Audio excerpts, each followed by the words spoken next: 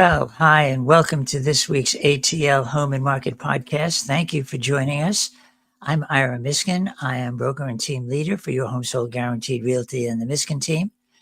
I'm here along with Stephanie Miskin, co-team leader, and also our senior team advisor, Dee Howard, who's joining us again because she knows a ton of what it is we're going to talk about, having experience in a really interesting area for buyers when they're thinking about whether to buy a brand new home construction, or to buy a resale home. And the decision between the two is not always cut and dried. And so we're going to spend some time exploring the pluses and minuses of both, what it takes to really think through what would be the best type of home for you to buy.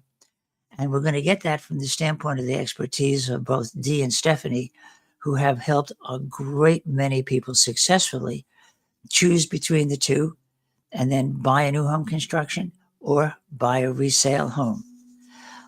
Just before, Stephanie, you give us the latest and greatest of what's fun to do.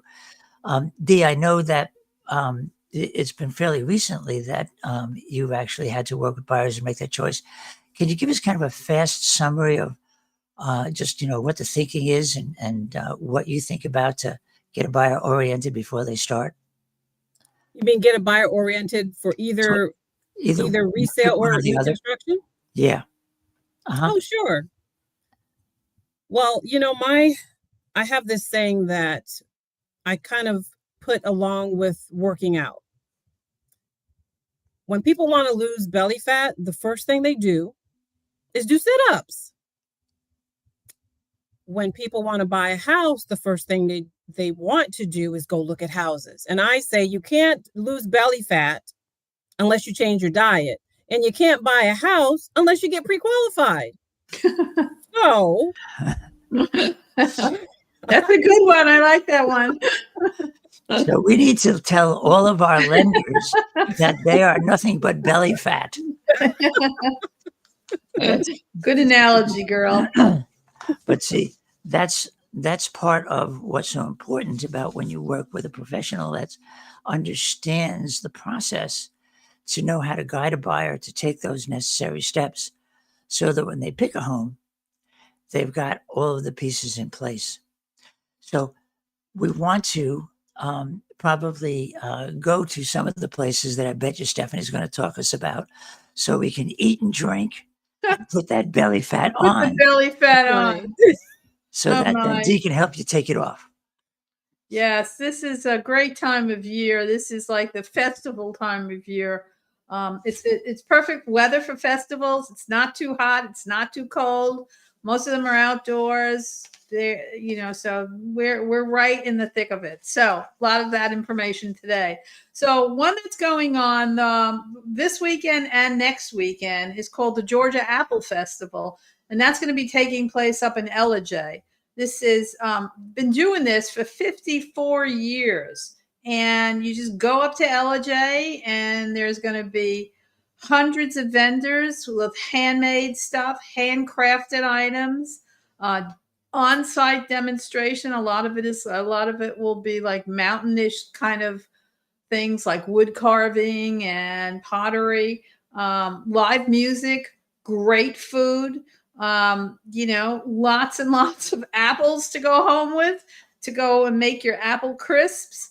And this festival is going to be held at the Ellijay Lion Club Fairgrounds on Main Street in Ellijay, Georgia. So go up there, have a great time, come home with a bunch of apples, and that's going on this weekend and next weekend. Another one that's going on, it's going to be going on all the way through November the 2nd, is the Stone Mountain Pumpkin Festival. Play by day, glow by night. And it's exactly what it says. During the daytime, if you're in Stone Mountain and you go to this pumpkin festival, there's going to be all these play storytelling, comedy shows, pie eating contests. And then in the evening, everything's going to start to glow in the dark. So you're going to have this glow in the dark outdoor experience giant glowing pumpkins, costume characters walking around, mini golf, glow in the dark, dinosaurs. So that sounds like tons of fun for the kids all day long. And that's the Stone Mountain Pumpkin Festival. You pay the entrance to the fee, and I believe there's a small entrance to the festival grounds within the park, but that's going on all the way through November. So that'll be fun. Also going all the way through November, starting now, is at the Atlanta Botanical Gardens, and that's Scarecrows in the Gardens. And what that is organizations and local artists, youth groups, different crafters have created these giant scarecrows, and they're all around the botanical gardens. They're beautiful, they're creative, they're innovative. So that's going to be going on until November the 4th. Bring your camera and walk through the botanical gardens in Atlanta. Another festival that is going on from October the 5th to October. It's Thursday through Sunday. So I guess Sunday's October the 5th. So it's this weekend only. Is the Atlantic Greek Festival. And this is in Atlanta. It is the 50th year they're doing this. It's at the Annunciation Greek Orthodox Cathedral, which is on Claremont Road in Atlanta. And it's offered by the cathedral and its volunteers in order to share their food, their culture, and the Greek Orthodox faith.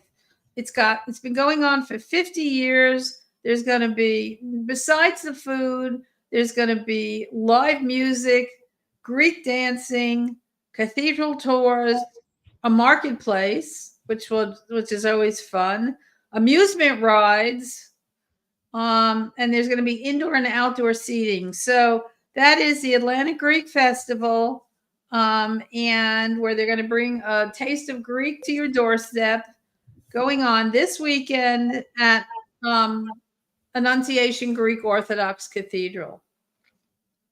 And last but not least is the Harvest Fest in Marietta. And that is Saturday, October the 18th. So that's like next weekend. And again, it's a Marietta Harvest Fest. It's an annual festival held every October. The festival has arts and crafts, a pie eating contest, a touch-a-truck, which when my grandkids were little, they loved that. They're going to have scarecrows in the square, a costume contest. So if you're going with little ones, dressed up, and all Halloween's happenings for the kids. Excuse me. So this is going on Saturday, October the 18th from 9 to 5 in the downtown Marietta on the square. So that's what I have for you this week. Lots and lots of outdoor fun and festivals. Yeah, while it's still warm enough, as you can see, it's getting chilly enough, so I'm starting to wear my multiple layers of clothes. By the time we get to the middle of the winter in this podcast, I'll be doing it in my down coat. Yes, but it's really gorgeous out right now. You're just a wuss. That's true. That's true. I am a temperature wuss for sure. Yes. But the cooler weather is really good for sharp thinking. It keeps you alert, and it's good for you to make decisions. We're going to take this in two different pieces to begin with. There's really good reasons, advantages for deciding to buy a new home construction versus a resale home. And then there are also things about buying each that are the disadvantages or issues that come along with buying that type of home, and that you want to be able to consider both sides. So I think to start with, let's take a look at, and Dee, if you can do this, let's take a look at what are the advantages that come with making the choice to buy a new home construction home. The first thing that comes to my mind, money, money, money, money. money. Money. And it will cost you less to get in new home construction because builders tend to have lots and lots of incentives. They can buy down the interest rate, they can pay for all or most of your closing costs. So that saves you a lot of money. That's one example. Okay. Number two, I would say that sometimes because they are trying to unload inventory, they might throw in, there's a saying, throw in the kitchen sink. Well, not only will they throw in the kitchen sink, they're going to throw in the appliance packages. They may throw in a washer dryer. They may throw in a refrigerator. They may throw in a garage door opener and even a fence and blinds. So money, money, money, money. Okay. So take advantage of all of the money saving and property enhancement opportunities. I mean, just buying a new home. You buy a home that's 40 years old. Even if the house has had some upgrades, there are still things about a 40-year-old home that you know are not going to be a disadvantage if you're buying a new home. Like, for example, you may have an updated heat and air system in a resale home, but all of the advantages of modern technology that go into heat and air systems, that go into water heating systems, all of those kinds of things, the modernization of it, those are part of some of the advantages of new home construction, right? Absolutely. We call that being energy efficient. Energy Yeah, efficient. there's going to be, you're going to have like basically no repairs. I mean, you buy a used home and you're going to have repairs. When you buy a brand new home, that for the first, I would know, 5-10 years, you're not looking at anything major at all. So that is that's for a lot of people, that is totally, totally, totally move-in ready. You don't have to think about it. And I think that that's a big thing. And, you're going to have the builder's warranty to back you. If you get in there and something does happen, that builder's warranty is going to cover you on all of those, a lot of that major stuff that freakishly might go wrong. So, it's kind of like a clean slate, which you're not going to get if you buy a used home. Okay. So what are the advantages of buying a resale home? Well, I think a lot of the advantages of buying a resale home is, first of all, it's an established neighborhood. Okay. It looks mature. If you're looking for a neighborhood that's got a lot of mature trees and foliage, a mature neighborhood's going to have that. New construction is never going to have that because they always cut down all the trees and then they put these little sticks in the ground that you have to wait 20 years for them to grow. There are, the lots tend to be larger. The lots usually are larger in older homes. And they're not all cookie cutters. Correct. They're not all cookie cutters. You can go home at night and tell which house is yours. Yes. Which sometimes you cannot do in new construction. You're going to have more negotiating power with the sellers than you will with new home construction. New home construction, they don't want to negotiate price. They want to keep that price the way it is because they want the appraisal value to hold in the subdivision or in the development, but they'll give you stuff. Exactly. All the stuff I just listed. They'll throw it in. Right. They'll throw it in. Whereas if you're looking to negotiate money, you're going to have more negotiating power with a used home. And many times your move-in is going to be, your closing date will be sooner. If you go into new construction, you might be starting from the ground up. You might pick a lot pick a plan, build a house. That's what, 3-4 months. Not I thought it was 2 not in days. this market. Yes, that's what they say. Hey, I need to move in 2 days. Let's try. What would Now you the say? builders are running 4 to 6 months. Yeah, 4 to about that. Mhm. Okay, so 4 to 6 months before you can move in. But, a resale, you tend to, 30, 45 days you can get in. And so I think those are the big things. The schools are established. You're not going into a neighborhood where, you know, there aren't that many kids, so the schools aren't established because it's a new development. Everything is kind of set in its place. So I think those are some of from my point of view, are the differences between new construction and resale. Okay. So downsides for new construction. Okay. Because even though there's plenty of, there are plenty of offers that the builders create that they build into the sale price of the home. It's not like they're giving you this for free. Exactly. There still is what is called the base price for the home. Yeah, Then right. there's also this interesting way of adding and managing costs and income for the builder, which is the difference between lot A, lot B, and lot C. Lot A is a standard lot, right? And this may only be an extra $10,000. Lot B, well, that's an upgraded lot, and that's $20,000 more. But lot C, well, that's a premium lot. And so now you're buying the land from the builder, and then you're also buying the house from the builder. So you got to put all those numbers together. It's not, oftentimes, unless the house is already standing, you're buying two separate things.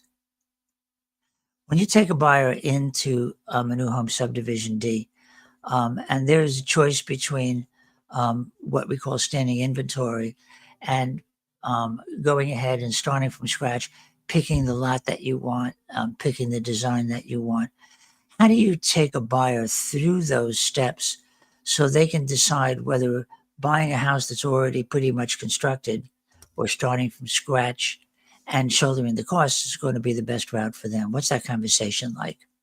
Usually that is determined by their circumstance. We know that we have clients that are in leases, then their leases may be up 6, 8 months down the road. So them picking a lot and waiting for the house to be built works for their time frame. And then there are others where their lease might be up next month and they prefer standing inventory. So it really depends on the time frame of the buyer. People that fly in and want to buy from out of state, they may want something right away. So thankfully there are options versus, if you want to get the lot or if you want to wait while the house is being built, or you can just move right into something that's already standing. Right. Okay. Right. Steph, what's the downsides of buying what we would call a used home? What's the downside of buying a used home? Uh-huh. Well, first of all, you know that you're going to be having to do some work on the house. Nobody or very few people that I know will buy a used home and then not expect to do some work. All right. So that is going to be an issue that you have to be able to deal with, either financially, or you say, okay, I'll put some sweat equity into this house. Some people are willing to do that. Other people aren't willing to do that. You also have to and you're going to find out a bunch of stuff because you're going to have home inspection and you're going to have to pay for the home inspection because it is not brand new construction. So you do not have a brand new furnace and an air conditioner and everything is used. So you have to make sure it's all working. And in order to do that, that's a fee that you're going to have to incur. You're also going to have to, deal with closing costs. You're going to have to deal with closing costs also when you do new construction, but you're going to have, there's less negotiating power with the sellers when you have resale than you do with the builder when you're buying new construction. Oh, yeah, new construction. They're going to be things that you're going to have that you might not have had to dealt with at all, in new construction, like pest control or mold remediation. You're going to have to deal with appraisal gaps. If the appraisal comes in lower than the cost of the house or higher than the cost of the house that you're buying, you're going to have to negotiate all those things that you don't have to deal with in new construction. And Steph, I want to share that there's a sweet spot. And what is that? The sweet spot is it's not too old. The porridge is not too cold and it's not too warm. It's just right. And the sweet spot for resales is between 0 to 10-year-old homes. So you get the open concept. Right. They're fairly new. They're not brand new, but that's the sweet spot, looking for something that is maybe only 10 years old or Right. less. Yeah. So that is a possibility also where you can try to mitigate the situations that you just talked about for the older homes and be in that sweet spot. That's right. The only downside with something like that is they don't have a lot of equity in the house. The sellers don't have a lot of equity. So they might be. You don't have enough negotiating. They won't. Yeah. Right. Your negotiating power goes down a little bit because they don't have a lot of equity. You go into a house that somebody's lived in, 30 years, more than likely they don't even have a loan on that house anymore. That house is paid off. So your negotiating power is higher. Very true. So, yeah, there are pros and cons. It really goes down to what does your client want? Does your client want a brand new house? And Right. I think there are phases in life that you say, I want a brand new house. Here's a personal example. Our first house in Chicago was a resale. And it was a really old house, and it was, in a Frank Lloyd Wright neighborhood. And it was cute and small, and we did everything to it. Like we redid the kitchen, we redid the bathrooms, all the sweat equity because we were young, and stripped the wood down. And then after we finished it, we immediately moved from Chicago to Atlanta. And there was no way in God's green earth that I was going to buy a resale house after going through all of that. Yeah. I said, I want brand new. I don't want to do a thing. I just want to move in. So I think, it depends in life where you are, what's calling you. And the nice thing about it is we have a lot of both that we can help our clients with. And you brought up a really good point there, Steph, and that is there are older houses that have been completely remodeled. Absolutely. Absolutely. Yeah. My neighborhood is a perfect example. These houses were starting to be built in the early 80s. Mm-hmm. And they are now, many of them have gone through, multiple families, and they are completely redone. They've opened up the floor plans. Yes. They've got new bathrooms. They've got new kitchens. They've got new floorings. And these houses they move. And the reason they move is because the neighborhood has such a good reputation. The schools are excellent. They're 10s. The neighborhood association is active, so there's lots of stuff going on. Mm-hmm. The neighborhood is nice with mature trees. So you're absolutely correct. Those houses they don't stay on the market very long. And I wanted to bring up another point. When I speak to clients, the ones that may not be as savvy in terms of what's on the market, they'll say to me, well, I want a brick house. Well, we know builders don't build brick houses anymore. And the only way you're going to get a brick house, you're going to have to go a few years back. Yes, absolutely. So it really all depends on what the buyer wants. Yeah, absolutely. So let's take a look at some of the perceptions and the myths, and then the realities of what it really takes. Because you're talking from experience. Many home buyers, even if they bought a number of homes in their life, you've dealt with hundreds and hundreds of sales, and they've dealt with 3 or 4. I bought 5 houses. I know everything. Right. Right. You bought 5 houses over the last 25 years, and the marketplace from yesterday to today is different, no less what it was like when you first started buying homes 25 years ago. And that you need more than ever a real estate professional, particularly professional with a team behind them that can guide you in making the choices between the two. And then once you make the choice, how to make the choice of choosing the right home in that particular category. And I'll back this up with saying, you look at a typical issue that many home buyers have. They're moving down from a home that has to be sold. And they need to have that house sold, or at least under contract, before they can purchase their next home. Whether it's new home construction or it's a resale, that tends to be a limiting factor in the ability to go ahead and purchase that home.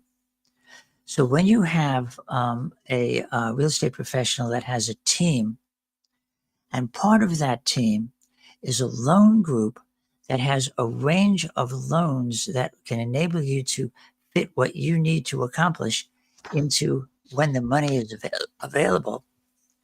Somebody that's let's say a move-up buyer, and they have to, they want to buy. I've lived in this old house now for 12 years. Like Stephanie said, I don't want to live in another home again. I want all brand new.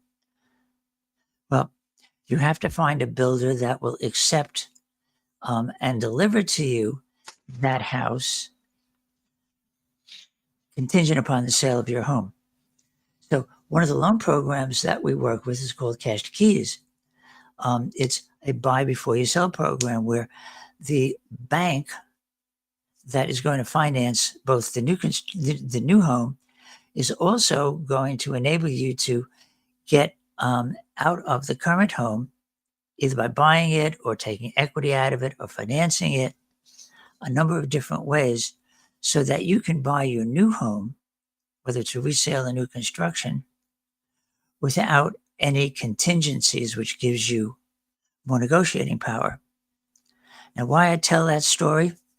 I tell that story because whether you buy a new home construction or a resale home, you still need to have a real estate professional with a team behind you that makes all of the issues that will come up and that typically come up apparent, and that also don't say, well, here's the problem, but have solutions to the problem.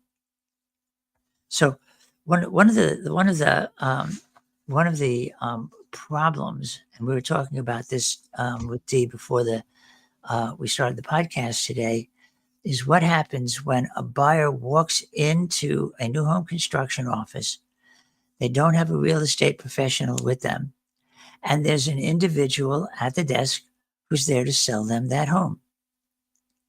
What happens, Dee? Tell us the story that you were talking about before we jumped on. You're playing on my memory, Mr. Miskin. I'm older than you. My memory is goofier than yours. Answer. So it's about will that person be there to be helping you and will they be there? Thank you. Yeah.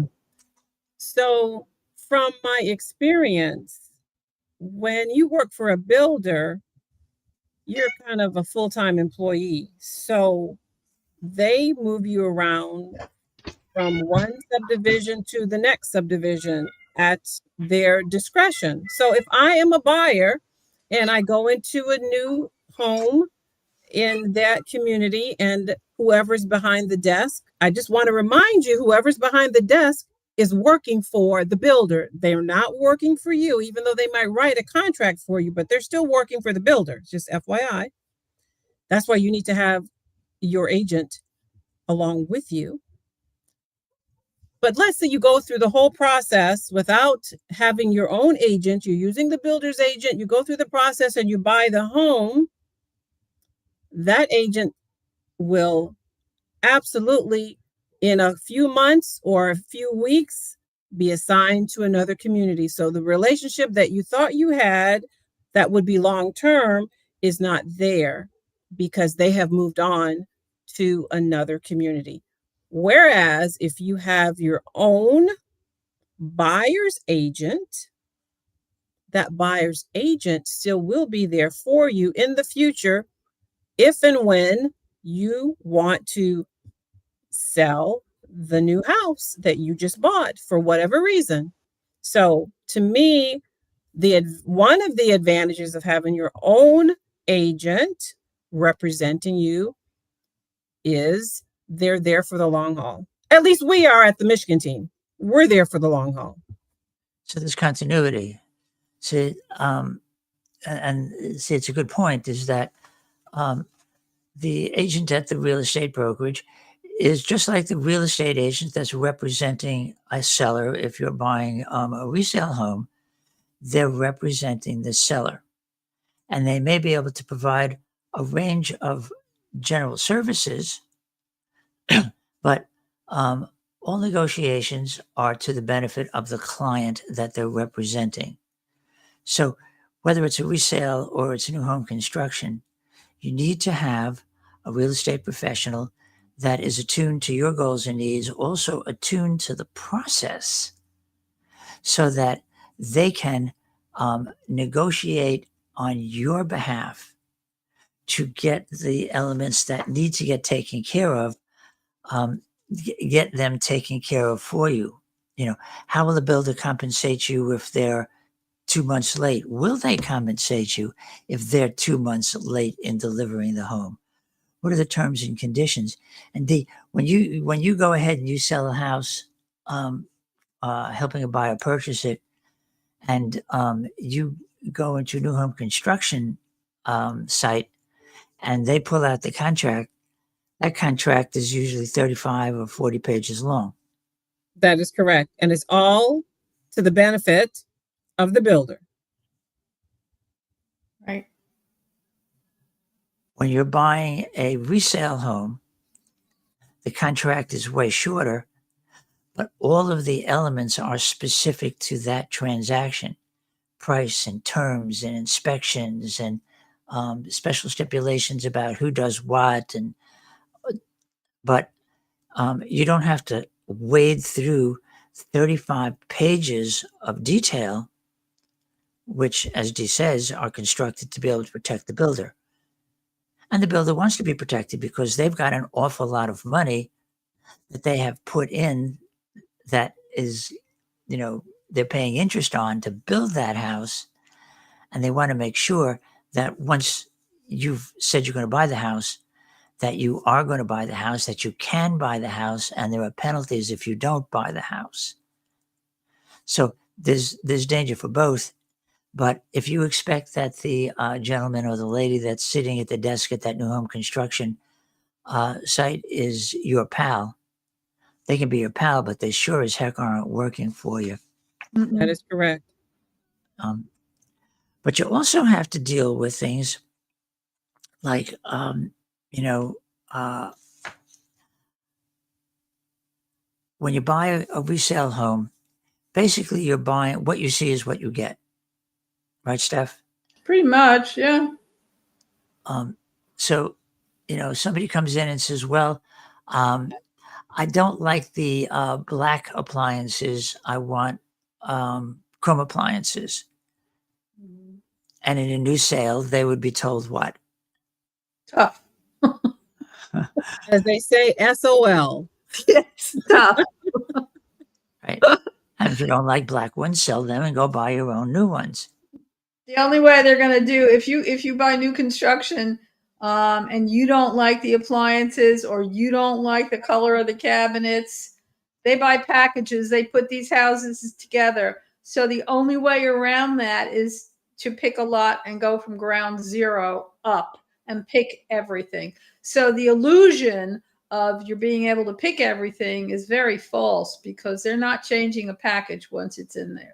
If you go to a resale and you say, well, I really wanted my appliances to be, black for argument's sake, and they're white, let's just say. I mean, you can negotiate the price. They're more than likely are not going to change out the appliances.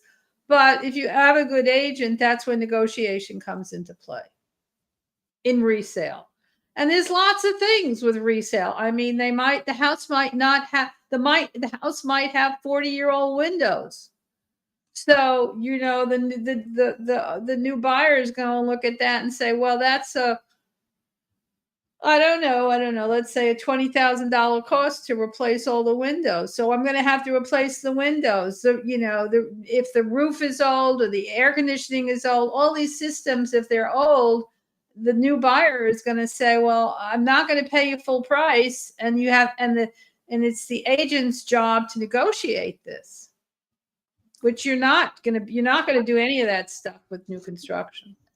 Right. Because the new construction, it's all brand new. It's all brand new. It's yours to make a mess of it, as opposed to somebody else has already done that. Right. And if you don't like it, it's tough. You can build from the ground up and wait 6 months. Yeah. And you know what I just thought of? In resale, it's as is, but in new construction, it's as is also, because you can't change anything.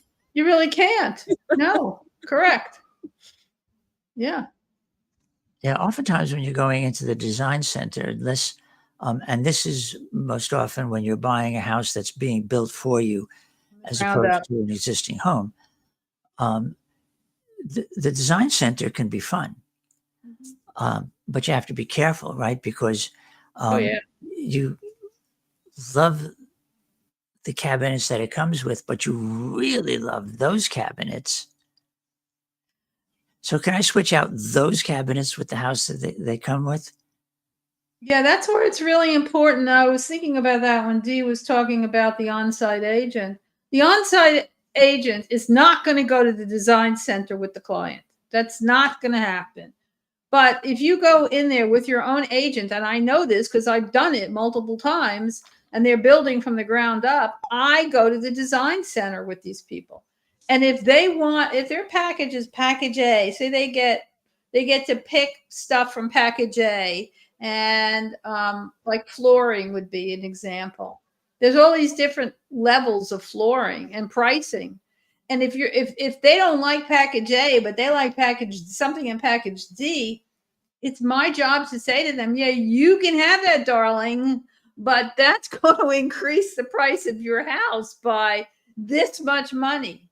And so there's all of this back and forth, because it is overwhelming to go into those design centers. It's a lot of decision making that you have to make, style-wise, price-wise, and you need guidance. You need somebody who can say, all right, well, I understand you really, really, really love these cabinets, but there's not that much difference in that flooring between A and D. do you want to let's talk about this and kind of bring them back down to the ground, because in the end they don't want to be spending $50,000 more in a house. And the costs can on-site go up pretty agents, quickly. yeah, the on-site agent's not going out there with them. No. That's not, their job is to sit at that desk and sell another house to somebody else. Okay. In new construction, and let's say it's not a standing house, because a standing house, except for the financing of the process, what you see is what you get. They've built it. It's about 90 or 95% done. And the advantage is everything is all brand new, and you can move into it immediately. So you have those two things, as opposed to with a resale home, if it hasn't been completely renovated, everything is not brand new, but you can move into it almost immediately. But if you want everything to be exactly how you want it to be, you're going to pick a lot, you're going to pick a design, you're going to go to the design center, you're going to pick all of the different elements that go inside that home, from paint color to cabinets to bathroom fixtures, you name it. All of that can be selected and costed out in the design center. Huh? Your battery died. Oh, well, okay. If I could replug in. Okay, well, that'll be a good thing. So Stephanie disappeared because she says, like all things in technology, if you don't remember to plug in the laptop, the battery dies. So she'll be back in a minute. So Dee, it's you and me. We got to carry the load today. Okay. Anywhere from 4 to 10 months to get a new home built. How do you work with the buyer during that intermediate period, both to help them to stay emotionally on track, and also to help them be available when at each step different elements have to be worked on, from picking cabinets to doing intermediate inspections, which you can do. How do you manage that? That whole process? That whole process, yeah. Well, after the pandemic, builders shifted a lot, where of the builders that are typical in the Metro Atlanta area, I would say only 20% of them still allow you to go pick cabinets, flooring, paint. Now, a lot of them are already spec'd out for you. But for the ones that do allow you to pick certain interior features of your home, usually the buyers are quite excited and they look forward to picking packages that's going to work for them. The builders have become very sophisticated in terms of the pricing of the packages. So on the onset, the buyers will know what the cost increase would be if they go with another package that is not part of the plan. And my advice, well, let me ask you this. Let me just throw it out there to those that are listening to this podcast. If you're buying new construction, do you think you still need a home inspector? Huh. That's a good point. If you were my client, I always recommend for you to get an independent home inspector to inspect the house, because just because it's brand new does not necessarily mean that everything is to code and done properly. So normally with the construction phase, they get it to the point where they pour the foundation, then and Ira, you're better at describing the different phases than I am, because you were a builder. So when it gets to the point of having the what is it called? The frame in before they do the drywall. And I think normally for me as an agent, where I normally come in is after the drywall is up, and that's when the buyer can actually have a vision, because normally before then they have no vision in terms of what it's going to look like. It's just a But bunch of once sticks standing in the ground. Exactly. But once the walls are up and they can see where things are going to be, and they see the bathroom studded for the plumbing, and they know where the kitchen is going, and then the next phase is getting the cabinetry in and all that, that's where, when it's time for us to do the first walkthrough, I'm right there with them to catch those imperfections as we walk through, to make sure that the home is inspected by an independent inspection company, so that we know that everything is covered and everything is taken care of properly into code. Absolutely. Years ago, when I first started building in Georgia, there were no inspection codes specifically. There were no building inspectors. A lot of people were building houses and they didn't even have to have a contractor's license. And we were building right across the border in North Carolina, where you had to have a contractor's license. You had to get permits, and every stage of the construction was inspected by a state inspector to make sure that you met all of the codes, which on an annual basis were upgraded and continued to evolve over time. Now, of course, in Georgia, all of that comes to play. But when you're building a home and when you're doing new construction, and even though there are state and county inspectors that are coming in to look at the construction through the different phases, that literally will start when you dig out the ground and you pour the concrete for what's called the footers, where everything sits on.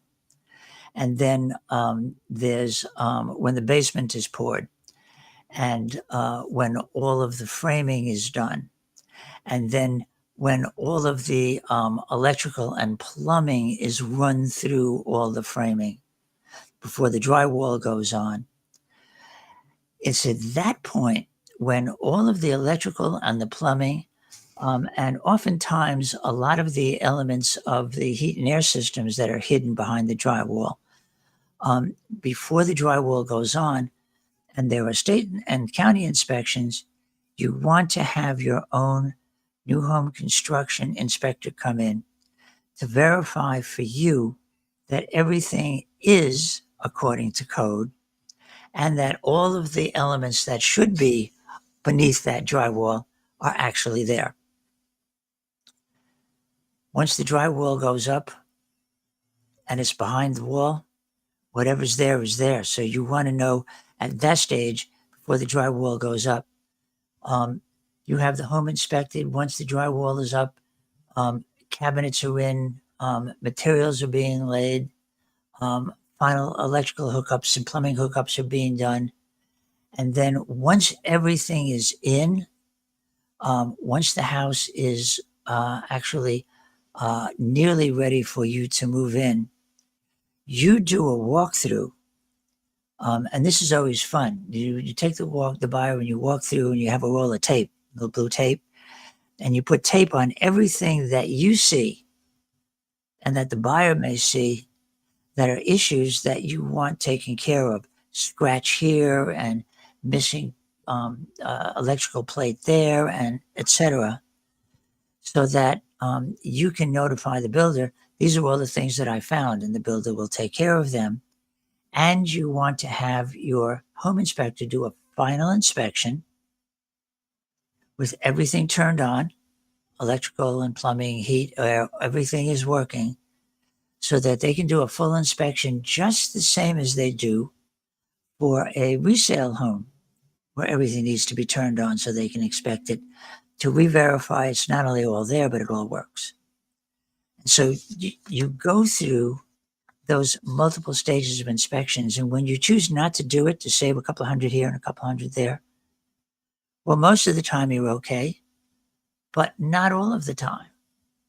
And so you need to have your real estate pro scheduling those inspections for you, working with the builder, making sure they're all done at the right times, and being able to work with those home inspectors interpret what they're finding so that you know when you're looking at all of this stuff that's strung through all of these sticks that frame up your house.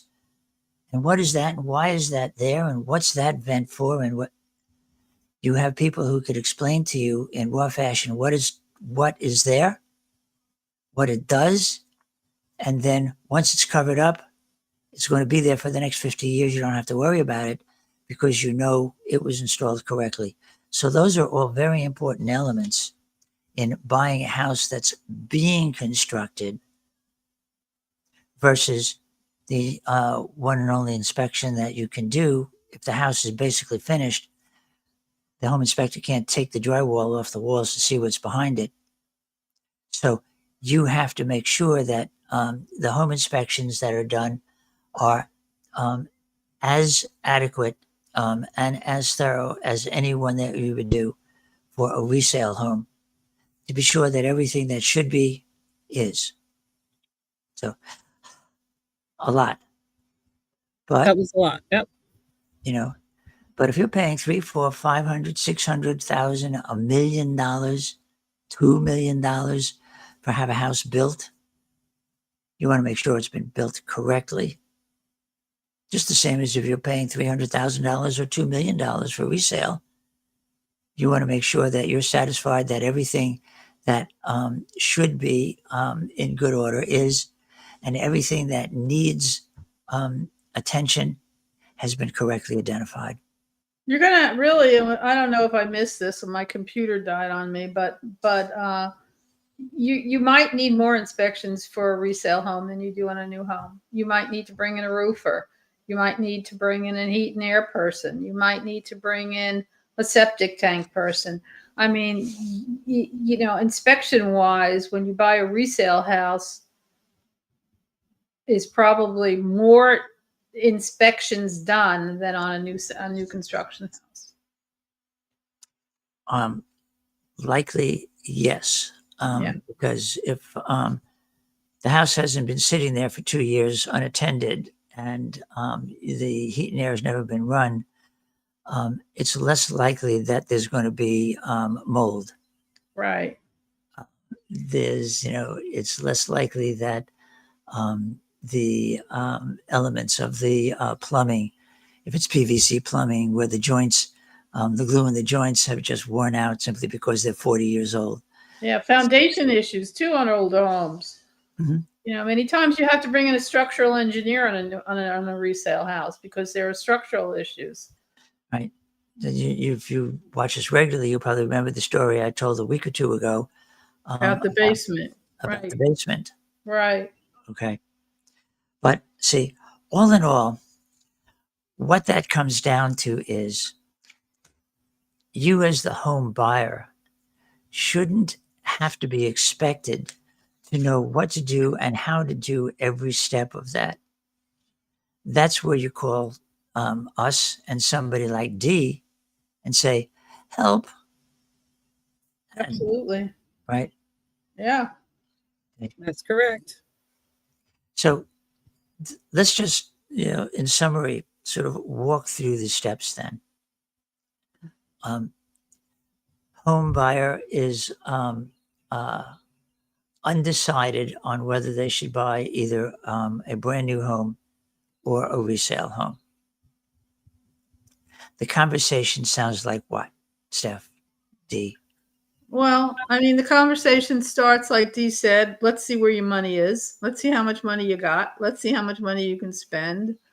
Talk about what they want, get their emotional feedback about really what are they looking for. Then beyond that, after you've got that, then you need to bring them to both in the beginning. Okay, so here's new construction. This is what it looks like. This is what it smells like. This is what it's going to cost. Here's a resale house, the same thing. And then you have to sit down with them and say, all right, now let's have a serious conversation here and give me your feedback. Which way are you leaning? And so it's step by step guiding them until you can figure out whether or not you're really going to be investing in new construction and looking to find them the best value and for what they want in new construction, or you're going to be going the resale route. I mean, that's how I would approach it. What do you think, Dee? Yes, it's quite the same. Mhm. Basically, I find out what they like.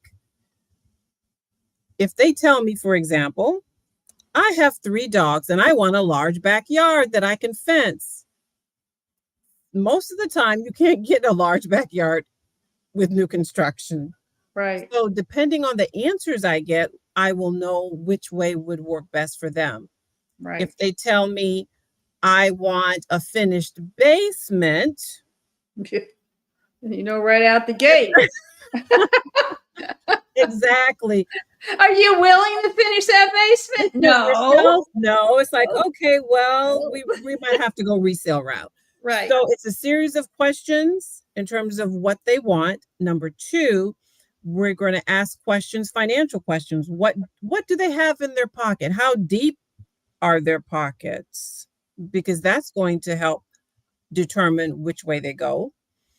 And 3, the physicality of the home that they're looking for. Like I mentioned earlier, I want a brick house. Well, I know grandpa lived in a brick house, but they don't build brick houses anymore, even though they're $600,000 and $700,000. Very few of them are brick. If they're Right. brick, it's just a brick front. Mhm. So those are the kinds of questions I ask to kind of figure out which route we should go. And community is also an issue too. You know, if you move into a subdivision that's 20 years old, and the neighborhood looks more mature because the trees have had a chance to grow and lawns have filled in, and there's the exterior decoration, but also in communities where they have amenities, those amenities are more mature.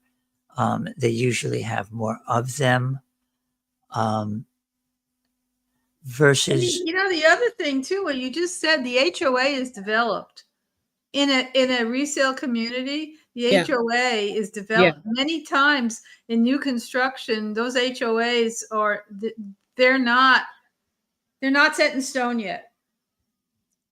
And so you can go through that whole HOA issue maybe a couple of years down the road that you don't have to deal with if you buy a house in a established community. Really good point. Yeah.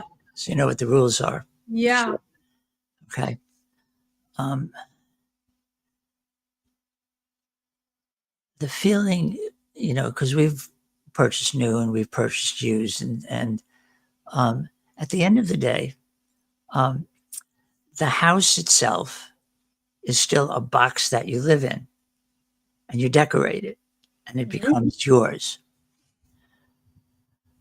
But the neighborhood that it's in, um, and what that neighborhood offers, those are also pretty important as well. And you know, if you're at the beginning of a new home construction and you're the first or second or 10th house of a 400 house subdivision, there is no neighborhood. So you Right. really don't have any idea what it's going to look like, who's going to move in, what the final result is of all of that work. And they're going to be building in there for 2, 3, 4 years. None of that bothers you, and you know, it's all an adventure. Then that's great.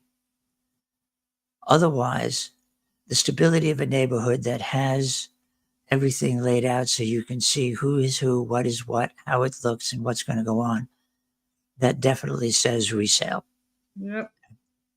So, how would you just, as we wrap this up, each of you just give me a good summary of when you worked with a buyer that was undecided and you helped them decide.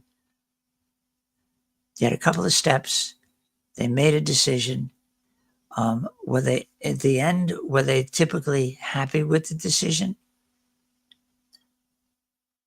Yeah, I mean, for me, absolutely. I mean, like I said, there were some that if I could guide them in the beginning, like Dee had said, certain things told me that they're not going to be new construction, they're going to be resale, or vice versa. You can go one route. but many times, they don't know. And so you've got to, in my experience, you got to let them taste, smell, both of them, and then sit down and say, okay, so what feels right? It's all about feel. I mean, buying a house is an emotional experience, whether it be a resale or brand new. It's an emotional experience. So you've got to get to that emotional level with them, figure out what they want, and then what can they afford, and then go from there. And then after you do that, I mean, I really haven't had anybody come back to me and said that was a terrible house. I hate it. I don't want to be there anymore, in my experience. But then one will pop up, right, Dee? And we have an answer for that. Yes. Our Love Your Home guarantee. That's right. If you don't like the home, within 24 months of buying it, we will buy it back or sell it for free, as long as you're moving up to one of ours. Guaranteed. Yeah, but if you had somebody hate their house, or has something happened in life, like we had an experience where we sold them a house. They were never going to have any more kids. The house was perfect, and then oops, I'm pregnant with twins, and they don't fit in the house. And so they come back to us, and we say, okay, yeah, we'll honor that, but have you had anybody come back and say they hate the house? Well, Joshua did. I have not. No, I haven't. But Josh had that lady who moved from California and hadn't seen the house before she came here. Yeah, right. But yes, we can, whatever. And you can tell that to people. We tell that to people before, like if you hate this house, whatever the reason is, you buy new construction, and there are no, the people, your neighbors don't exist. And then some guy moves into next door to you and has, 3 pit bulls that he's got in his backyard, and you've got this little precious little chihuahua, and you're like, oh my God, I can't live next door to this guy. I got to get out of here. We'll help you out. We're there for you. That's right. Like a good neighbor, we are going to be there. That's 100%. That's a good one. 100%. And again, it's one of the reasons why you want to make sure that you're picking an agent with a team that can guarantee their performance. Just again, no matter whether it's new construction or, a resale, life changes, things change. You need to want to sell that home and buy another. That gives you the ability to make the choice. And then if you love the house and you live in it for 30 years, spectacular. But if not, that's a guarantee that nobody, not any seller, not any builder, will give you. But that's why we're here. That's the whole choice of having an advisor with experience, with a team, with performance guarantees, to make sure that the steps that you're taking and the money that you're spending are protected. And that's critically important. And that, ladies and gentlemen, is my final word on this subject. You, 2 of you, have anything more that you want to toss in before we have Steph give us a summary of the fun things to do? I'm all out of tossing. All out of tossing. Yeah. Okay. Steph, toss us a couple of fun things to do. Get us to the Greek Festival in Atlanta. All right. Okay. So Georgia Apple Festival, LJ, this weekend, next weekend. Go up there, have a blast. Stone Mountain Pumpkin Festival in Stone Mountain all the way through November. Go have fun with the kids. Lots of glowing in the dark at night stuff and playing by the daytime. Scarecrows in the garden at the Botanical Gardens. Very interesting, huge scarecrow art throughout the Botanical Gardens, donated by local artists, corporations, youth groups. I think it's going to be a very interesting exhibit. As Ira said, the Atlanta Greek Festival at the Annunciation Greek Orthodox Cathedral on Claremont Road in Atlanta. Check it out. A very cool cathedral and a very, very big Greek festival. Lots of food, dancing, music. And last but not least, the Harvest Fest in Marietta. That's next weekend. Again, it's a festival held on the square in Marietta, with a costume party for the kids, Halloween happenings, food, music, arts and crafts. It's called the Harvest Fest in Marietta next weekend. So you can't say there's nothing to do because I just gave you a whole bunch of stuff that you can check out. So as you're running from festival to festival, you'll probably be driving by used homes and new home construction. Poke your nose in, see what's there. Think about it.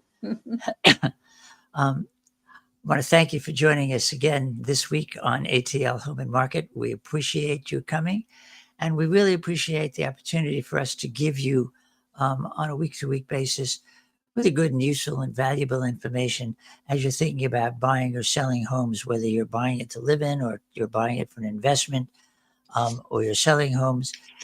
All of those, they're complex transactions. There's nothing simple about any of them. And that we're just really happy that we have the opportunity to share on a week-to-week basis all of the things that we know and learn so that you feel better about the steps that you'd be taking when you go ahead and do the process. So again, if you like what you heard, just check like on YouTube. If this is the first time you're joining us, or if you haven't done this already, go ahead and subscribe to the Miskin Team's YouTube channel. There are many, many other podcasts and short videos that you can download and look at and just get further information and further acquainted with all of the things that are happening in Atlanta every week.